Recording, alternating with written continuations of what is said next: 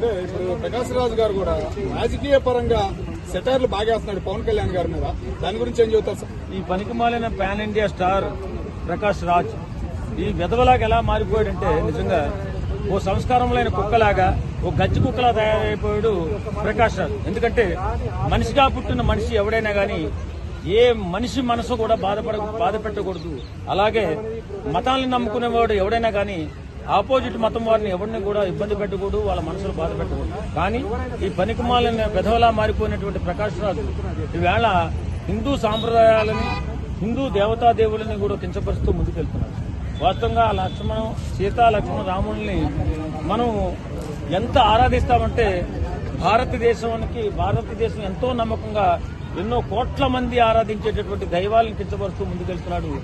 ఈ మానవత్వం లేనటువంటి మనిషి ప్రకాష్ రాజు ఆర్టిస్ట్ ఎలా అయ్యాడో నాకైతే అర్థం కాదు. నిజంగా చాలా బాధగా ఉంది. ఏ మతంలో వాడైనా తన మతాన్ని గౌరవించుకుంటూ ఇతర మతాన్ని కూడా గౌరవించేవాడు మనిషి. అంటే వీడు మనిషిగా కాకుండా ఒక మృగంలా మారిపోయాడని చెప్పి అర్థమవుతుంది.